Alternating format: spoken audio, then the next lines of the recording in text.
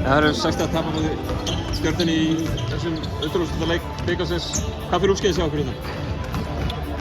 Bara rosalega mikið, sóknarlega staðir, passífir. Það er kannski svona helsta. Varnarlega voru við mikið á eftir þeim. Þeir voru að nota að ráðast á okkur á vissan hátt og brugðust bara of seint við. Við gerðum vel að gera þetta leik en ekki nógu. Og svona eins og tökum Njarðvíkurleikinn daginn og svo þennan skotið svolítið að detta hjá liðunum á móti ykkur. Eigið þið erfitt með að verðast þryggjastaðaskotum?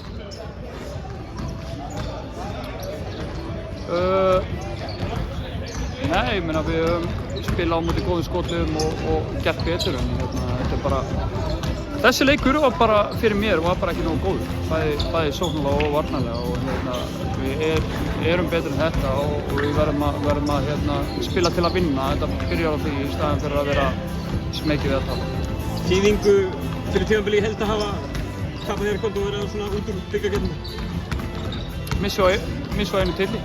Við erum að reyna að sækja allt sem hægt er og eins og fleiri lið. Þannig að þýðingin er svo við spilum ekki laugardaginn og spilum ekki þennan titil sem er fáránlega svekkjandi.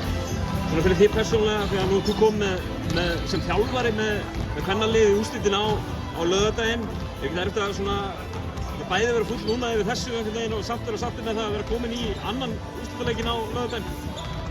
Svolítið blendað tilfinningar? Nei, ég meina núna var ég að klára þennan leik.